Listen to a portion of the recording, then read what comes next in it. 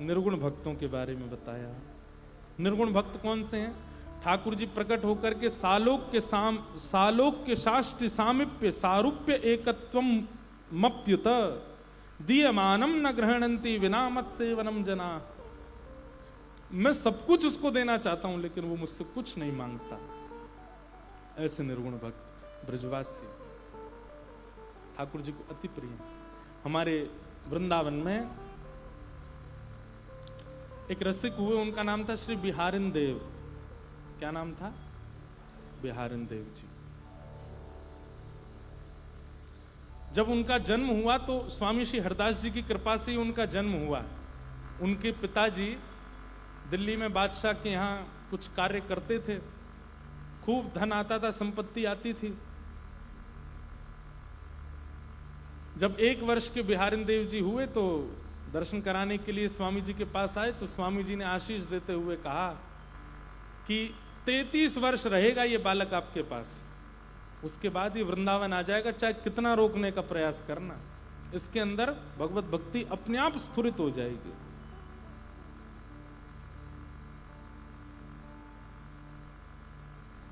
क्योंकि ये ठाकुर जी की कृपा से आया है पृथ्वी पर, ये ठाकुर जी की सेवा के लिए ही आया है। 33 वर्ष का इसका कर्म बचा है, वो ये करने बाहर जाएगा, फिर आ जाएगा। स्वामी जी ने बोल दिया। पिताजी के बाद उनको भी बड़ी नौकरी मिली, खूब धन आदि कमाने लगे। लेकिन एक दिन ऐसा आया, सब जगह से अपने आप मन उच्चाटित हो गया, सब जगह से मन अपने आप हटने लगा। जैसे जॉब छोड़ने का मन होता है तो रेजिग्नेशन लेटर देते हैं, अब हमें जॉब नहीं करनी, हमें छुट्टी दे दो। ऐसे इन्होंने भी बादशाह के यहाँ कहा कि भाई अब हमसे सेवा नहीं हो पाएगी, आप कोई और ढूंढ लीजिए। लेकिन बादशाह बोला आप कहीं नहीं जाओगे, आप मेरे पास ही रहोगे, आपसे श्रेष्ठ मुझे कार्यकर्ता नहीं मिलेगा।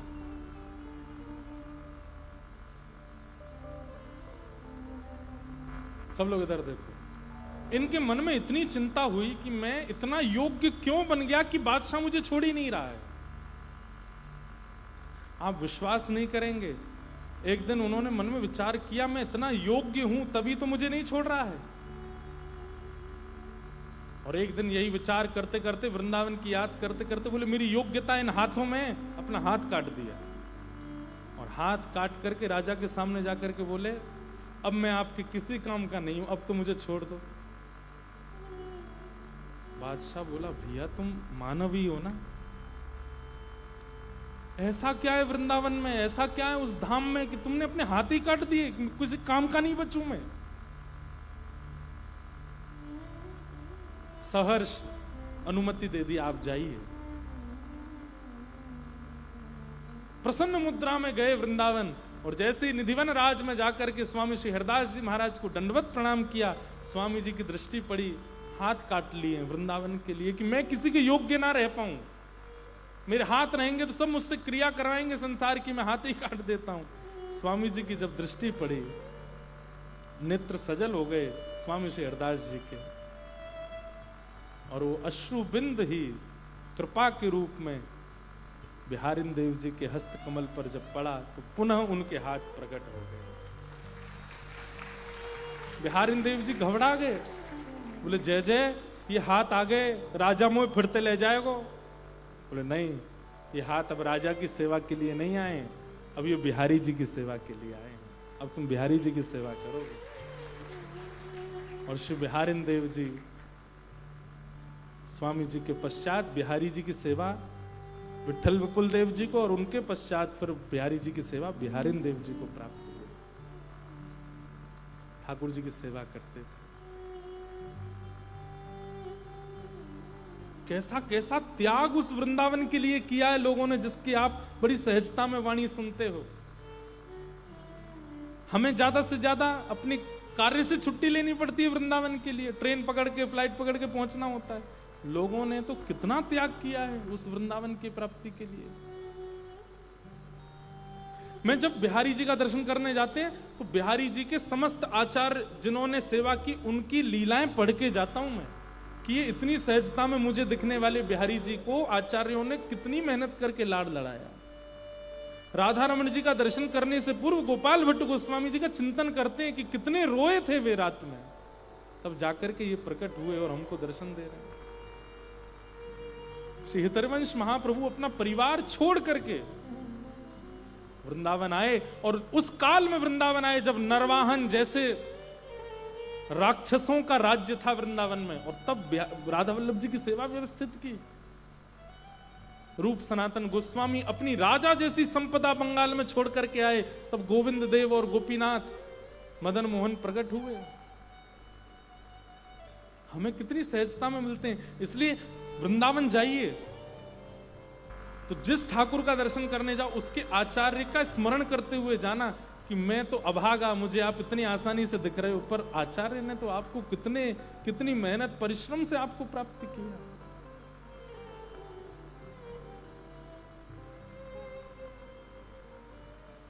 ऐसे निर्गुण भक्त जो अपनी इंद्रियों का प्रयोग संसार के मार्जन के लिए नहीं करते हैं, ठाकुर जी की सेवा के लिए करते हैं, ऐसे भक्त वो मुझे बहुत प्रिय हैं। जो सुंदर नेत्र पाकर के दुनिया की खूबसूरती ना देख करके मेरी मां की छटा पर मोहित रहते हैं, जो कान प्राप्त करके बहु संगीत ना सुनकर के मेरे कीर्तन में आनंदित होते हैं, जो चरण प्राप्त करके भद्दे गीतों पर ना नाच करके मेरे कीर्तन में उछल उछल के नृत्य करते हैं, जो ये सर्वांगीण इंद्रियां प्राप्त करने के बाद सब कुछ मुझे अर्पित कर देते हैं, मुझे बहुत प्रिय है, मुझे बहुत प्रिय। ऐसे निर्गुण भक्तों के बारे में ठाकुर जी यहां बोलते बोलते देवूती माता के सामने मानो रोने लगे अपने भक्तों का याद करके। मुझे निर्गुण भक्त बहुत प्रिय है। देवूती माता ने इस प्रकार अनेक प्रश्न किए। ठाकुर जी ने सबके उत्तर दिए। अंत में देवूती माता ठाकुर जी को प्रणाम करके सिद्धता नाम की नदी बन करके प्रवाहित होने लगी, और श्री कपिल भगवान गंगा सागर में जाकर के विराजमान हो गए। आज भी गंगा सागर में श्री कपिल भगवान विराजमान हैं। बोलो गंगा सागर तीर्थ की। इस प्रकार कपिल भगवान के विषय में बताया गया। आगे परम भक्त परम भागवत श्री ध्रुव जी का चरित्र सुनाया, जिन्होंने बाल अवस्था में अपनी सौतेली मां की डांट से वन में जाकर के भजन किया और ठाकुर जी को प्राप्त कर लिया। ध्रुव जी की भक्ति में विशेषता ना तो उनकी आयु है, ना उनकी राज पदवी है, ना उनकी मां की डांट है, ना उनका भजन बल है। ध्रुव जी की भक्ति में श्रेष्ठता है उनकी उत्सुकता, जिसको सामान्य भाषा में व्याकुलता, और हमारी आपकी बोली चाली में बोलें तो तड़फन। भक्ति में व्याकुलता बहुत आवश्यक। भाई भोजन तब करो जब पेट बिल्कुल व्याकुल हो रहा हो खाने के लिए। तो भोजन को स्वादिष्ट नमक नहीं बनाता, भोजन को स्वादिष्ट मसाले नहीं बनाते, भोजन को स्वादिष्ट कोई बावर्ची नहीं बनाता, भोजन को स्वादिष्ट बनाती है भूख। अगर आप बहुत भूखे होगे तो आप सही माने आप नींबू डालना भी भूल जाओगे, आप नमक डालना भी भूल जाओगे, आप बस खाओगे, पाना है। आपको बिना नमक की सब्जी भी बड़ी स्वादिष्ट लगने लगेगी। ठीक वैसे ही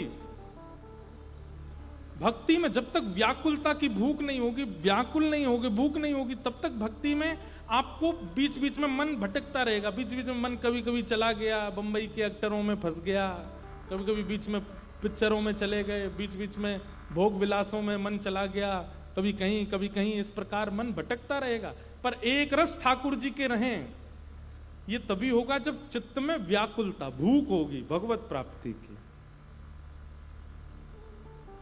मीराबाई भूखी थी भगवत दर्शन की, मिले ठाकुर जी। कुम्मनदास,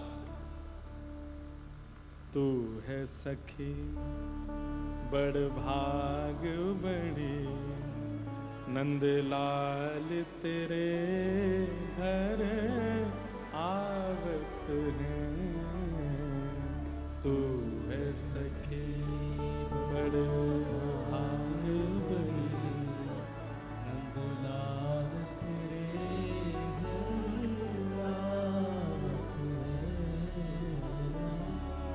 तू अपनो श्रृंगार करत है, तू अपनो श्रृंगार करत ये दर्पण हाथ दिखावत है, ये दर्पण हाथ दिखावत है। तू है सखी बड़ भाग बड़ी, नंदलाल तेरे घर आवत है, तू है सखी बड़ भाग बड़ी,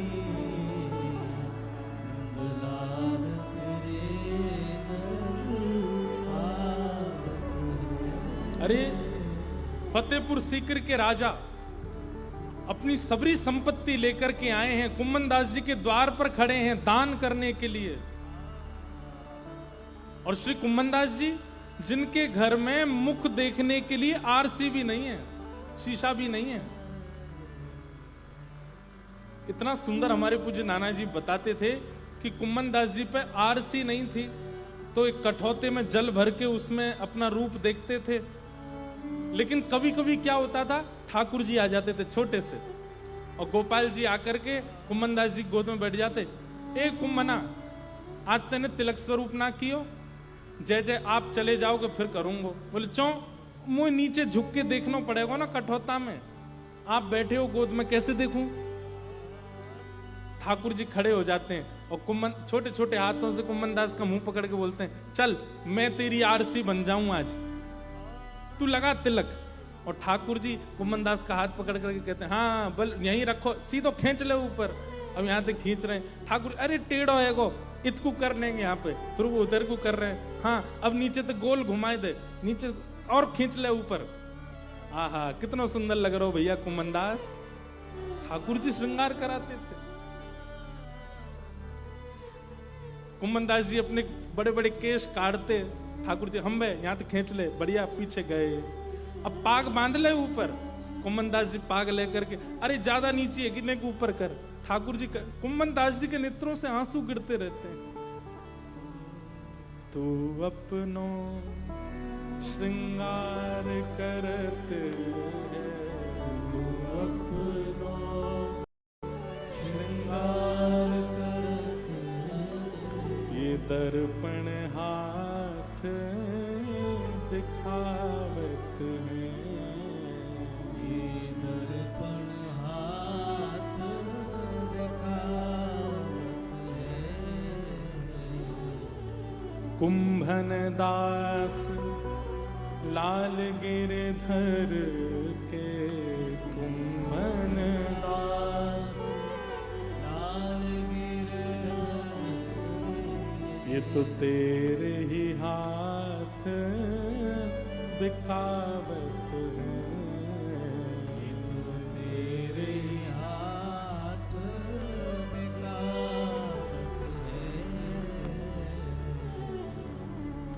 बाहर राजा खड़ा है और जैसे ही राजा भीतर आ जाता है, ठाकुर जी अंतर ध्यान हो गए। जैसे ही ठाकुर जी अंतर ध्यान हुए, कुम्मन दास जी कहते हैं, अभी तो यहीं हते, कहां चले गए जन, अभी तो यहीं बैठे जन, कहां को चले गए।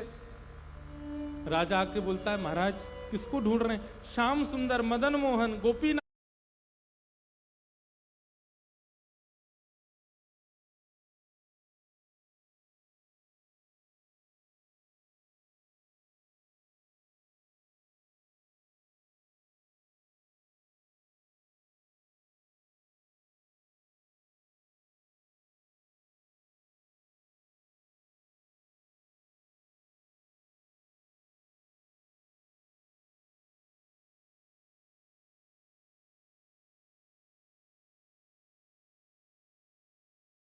नाथ गोपी और चंदन यहीं बैठे मेरी गोद में, मेरे थोड़ी पकड़ के मुझसे बात कर रहे, जन कहाँ चले गए?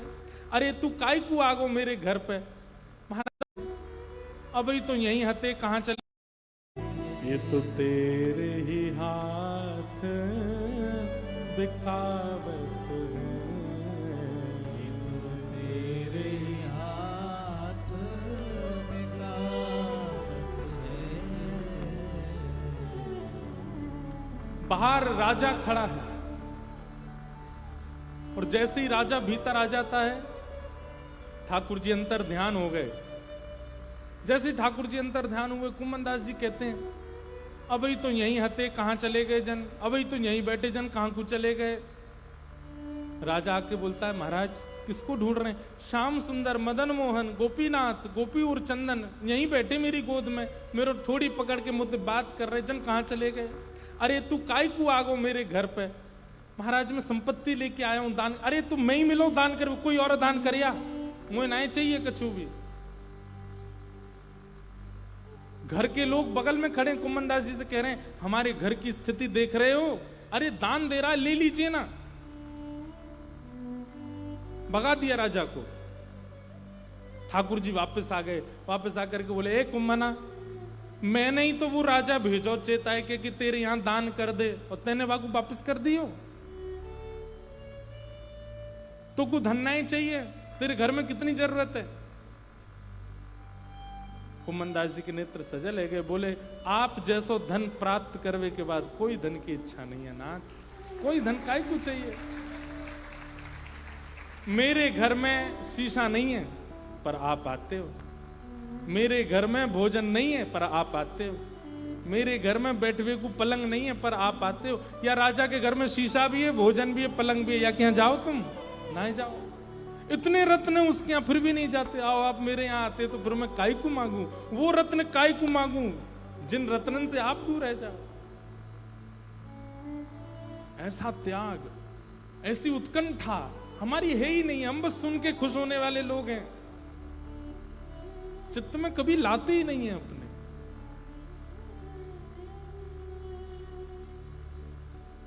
मीराबाई प्यासी थी इसलिए ठाकुर जी मिले, कुम्मनदास भूखे थे इसलिए ठाकुर जी मिले। हम ना तो भूखे हैं ना प्यासे हैं, संसार के भोगों से ही हमारी ऊर्जा चल रही है, इसलिए क्यों मिले ठाकुर जी? ध्रुव जी महाराज वन में गए और 5 वर्ष तक, 5 महीने तक ध्रुव जी ने ऐसा भजन किया।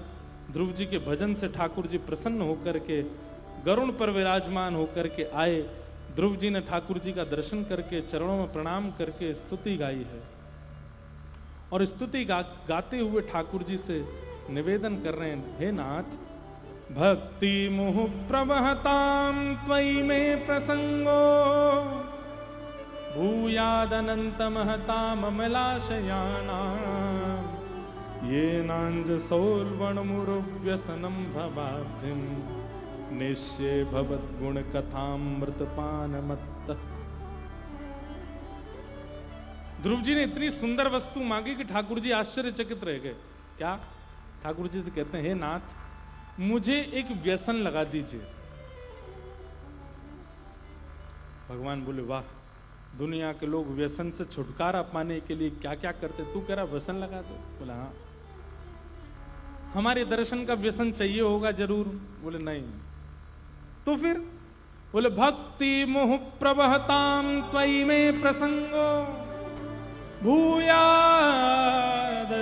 महताम अमलाशयाना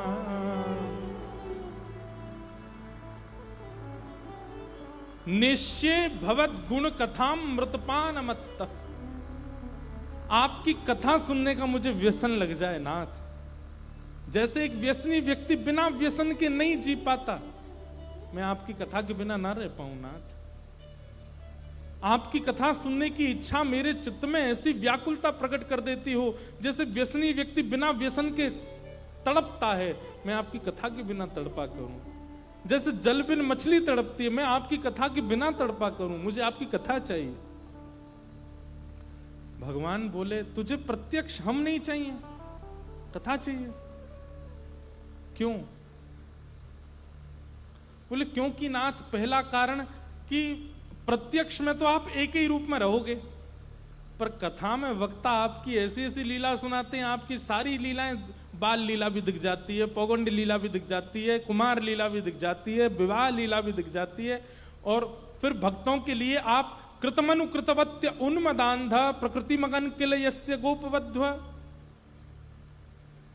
ध्रुव जी कहते हैं मैं अगर अभी आपसे कहूं कि आप लड्डू गोपाल बन जाओ, आप नहीं बनोगे, लेकिन कथा में जब व्यास जी गोपियों के भाव सुनाते हैं तो वहां पे आप लड्डू गोपाल बन जाते हैं, माखन चोर गोपाल बन जाते हैं।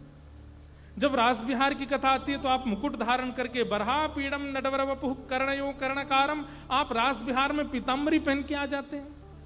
वही वक्ता जब वक्ता महाभारत का वर्णन करता है तो आप अर्जुन के रथ के सारथी बनकर के आ जाते हैं, विराट रूप का वर्णन करता है तो सुदर्शन चक्र धारण करके आ जाते हैं। प्रत्यक्ष दर्शन में तो आप एक ही रूप में रहते हो, लेकिन कथा में तो आपके बहुरूप देखने का अनुभव होता है, इसलिए मुझे कथा चाहिए। और दूसरा क्या, प्रत्यक्ष में तो केवल आप नेत्रों को दिखाई देते हो, पर परोक्ष में कथा में आप जित देखो उधर दिखाई देने लग जाते हो। थोड़ी देर पहले हम इस वृक्ष को ही ठाकुर जी बता रहे थे, इनको किशोरी जी बता रहे थे। प्रत्यक्ष में तो केवल आप नेत्रों को दिखते हो, पर परोक्ष में तो आप रोम रोम को अनुभव होते हो। इसलिए नाथ मुझे कथा का व्यसन दे दो, ऐसी कृपा कर दो कि मैं कथा में रहूं, कथा का व्यसन मुझे लग जाए। निश्चय भवद गुण कथामृतपान मत्त। ठाकुर जी प्रसन्न हो गए। ध्रुव जी को 5 वर्ष के हैं बस, हृदय से ठाकुर जी ने लगाया और कहा, ध्रुव अभी तुम्हारे जीवन के कुछ कार्यकाल शेष रह गए, उनको पूरा करो। और तुमने कथा का याचना की है, कथा सुनते हुए जब ठाकुर जी ने कहा कुछ दिन पृथ्वी पर रहो, तो ध्रुव जी घबरा गए, बोले आप आपके दर्शन करने के बाद मैं कैसे रहूंगा बिना आपके। तब ठाकुर जी बोले मेरी कथा तुम्हारी सहायता करेगी, कथा तुम्हारे जीवन में रहेगी, जाओ। और कथा सुनते हुए श्री ध्रुव जी महाराज 36,000 वर्ष तक पृथ्वी पर रहे, ठाकुर जी के दर्शन के बाद। सोचो, दर्शन के बाद भी रहना पड़ सकता है, इसलिए पहले ही भजन कर लो, क्योंकि दर्शन के बाद रहना बहुत मुश्किल है। दर्शन से पहले रह लो, पृथ्वी पर भजन कर लो, चल जाएगा, काट लेंगे समय। लेकिन एक बार वो बाकी छटा दिख गई और उसके बाद ठाकुर जी ने कहीं आज्ञा कर दी, अभी तो तुम्हारी 20 साल के भजन और रह गए, फिर कैसे जियोगे, कैसे टिकोगे फिर। इसलिए पहले ही भजन कर लो, उसके बाद रहना ना पड़े। ध्रुव जी को ठाकुर जी ने 36,000 वर्ष तक राज्य करने का आज्ञा दी। तत्पश्चात ध्रुव जी के आगे के वंश में इनके बेटा बैन हुए, बैन के बेटा, इनके बेटा अंग हुए, अंग के बेटा बैन, बैन को ऋषियों ने मार दिया। उनके अंग से भगवान पृथु प्रकट हुए। भगवान से इन्होंने 10,000 कानों का वरदान मांगा। देखो, बैन ने ठाकुर जी से कहा मुझे 10,000 कान दे दो। क्यों? 2 कानों से आपकी लीला ग्रहण कर पाना मेरे लिए असंभव है, 10,000 कान हो। ऐसी हमारी किशोरी जी एक ब्रज की लीला में कहती हैं, क्या कहती हैं, बहुत सुंदर पद है। अब हम उसमें प्रवेश कर जाते हैं तो यहाँ की कथा रह जाती है, लेकिन 1-2 लाइन सुना देते हैं। आहा, जो ब्रह्मा को वश कर पाऊं, जो ब्रह्मा को वश कर पाऊं, तो मैं अपनी सृष्टि बनवाऊं, तो मैं अपनी सृष्टि बनाऊं। सब गोपियां बैठी हैं, किशोरी जी मध्य में बैठी हैं, और श्याम सुंदर थोड़ी देर पहले ही वहां से गए हैं। सब गोपियां बोली, हे किशोरी जी, ये श्याम सुंदर आ जाते हैं तो मन होता है ये जाएं नहीं कभी, और आ भी जाते हैं तो ये बैरनी, ये पलकें ये बार बार गिरती रहती हैं। ऐसा कुछ हो सकता है कि पलकें कभी गिरे ना? हे किशोरी जी, हम बड़ी दुखी हैं इन पलकों से, इन नेत्रों से। जड़ उदीक्षताम, ये जड़ है विधाता, इसने क्यों बनाई पलक? किशोरी जी कहती हैं बिल्कुल चिंता मत करो, अब की बार विधाता इन्होंने बनवाया, कृष्ण ने, चिंता मत करना। जब इस विधाता का कार्यकाल, विधाता मतलब ब्रह्मा, जब इस ब्रह्मा का कार्यकाल पूरा होगा ना, जब दूसरा ब्रह्मा बनेगा तो मैं जाऊंगी कि ब्रह्मा मैं चुनूंगी और उस ब्रह्मा से मैं अपने अनुसार सृष्टि करवाऊंगी। तो गोपियां कह रही हैं कैसी सृष्टि करवाओगी आप? तब किशोरी जी कहती हैं रोम रोम प्रति नैन बनाऊं, रोम रोम प्रति, इतने ये रोए बना दिए, क्या काम है इनका? इनका कोई काम है? कोई उपयोग है इनका? कोई उपयोग नहीं। होता होगा तो साइंटिफिक वाले फिट कर देंगे, इससे ये होता है, ये होता है। ठीक है, हमको तो पता ही नहीं, 28 साल के हो गए आज तक तो पता नहीं चला इनका क्या काम है। लेकिन किशोरी जी कह रही हैं जितने रोए शरीर में हैं इतने नैन प्रकट हो जाएं। रोम रोम प्रति नैन बनाऊं, रोम रोम प्रति नैन बनाऊं। और फिर किशोरी जी कहती हैं तुम सबके भी मन की बात सुनूंगी। बोले क्या? एक टक रहे, ये खुले रहे, इसलिए पलक न बनाऊं, एक टक रहे पलक न बनाऊं। आहा, गोपियां सब नृत्य करने लगी। अब तो हमें प्रतीक्षा है कि ये विधाता कब जावेगो, अगलो विधाता कब आवेगो, क्या करेंगे उन हजारों नेत्रों से? बोले श्याम सुंदर को निहारेंगे, श्याम सुंदर के रूप माधुरी का दर्शन करेंगे। ये गोपियां बड़ी चतुर हैं। ठाकुर जी जब सामने होते हैं ना तो उनको इतना बड़ा भुला सुनाती हैं और जैसे ही चले जाते हैं फिर रोती रहती हैं, हमें दिखे नहीं, हमें कैसे उनका रूप देखें, कैसे उनका श्रृंगार देखें। वही बात यहां पर राजा पृथु ठाकुर जी से 10,000 कान मांगते, रोम रोम हो मैं तो श्रवणमयी रे। इस प्रकार राजा पृथु का चरित्र सुनाया। तत्पश्चात भूगोल, खगोल, नरकों का वर्णन किया, अजामिलोपाख्यान सुनाया गया और भगवान के परम भागवत श्री वृत्रासुर जी का चरित्र आया, जिन वृत्रासुर जी ने 4 श्लोकों में भगवान की परम भक्तिमय रूप का गान किया। इस बार नाथ द्वार में जो ठाकुर जी का उत्सव था उसमें इन चतुश्लोकों पर ही चर्चा हुई थी विशेष रूप से। वृत्रासुर कह रहे हैं अहम हरे तब पादैकमूल दासानुदासो भवतास्मि भूय मनस्मरेता सुपतेर्गुणांस्ते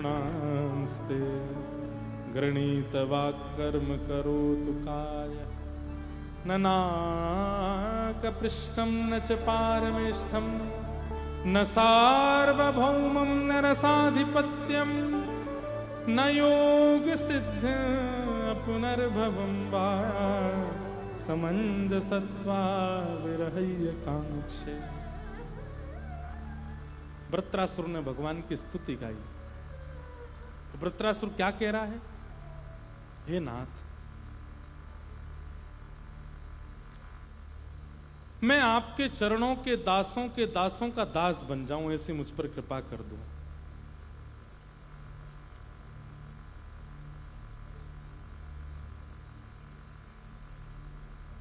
मैं आपके चरणों के दासों का दास बन जाऊं, ऐसी मुझ पर कृपा कर दो।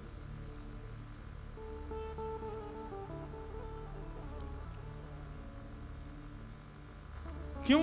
ठाकुर जी बोले मेरा दास नहीं बनना, चरणों के दासों का दास क्यों? बोले नाथ, कई बार ब्याज से ज्यादा मूल प्यारा होता है, अपने पुत्र से ज्यादा पौत्र प्यारा होता है, और पौत्र से भी ज्यादा परपौत्र प्यारा होता है। हमारे भारत में तो ऐसा है कि परपौत्र यदि जन्म ले ले तो दादाजी सोने की सीढ़ी चढ़ते हैं। क्यों? परपौत्र हुआ है, परपौत्री हुई है तो और ज्यादा प्रसन्न होते हैं। 3-3 पीढ़ियां देख ली हमने, ठाकुर जी आपको भी पीढ़ियां देखने में अच्छा तो लगता होगा, आपके भक्त नारद जी के भक्त वो, उनके भक्त वो, उनके भक्त वो, जब आप सुनते होंगे ये भक्तों के भक्त हैं, आपको कितनी खुशी होती होगी, ये मेरे चरणाश्रितों के भक्तों के भक्त हैं। इसलिए मुझे आपका दास नहीं बनना, दासानु दासो भवतास्म भूयः।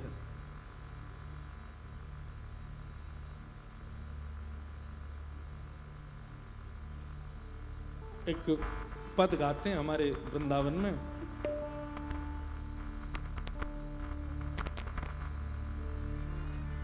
और उस पद में एक भाव कहते हैं किशोरी जी से, क्या?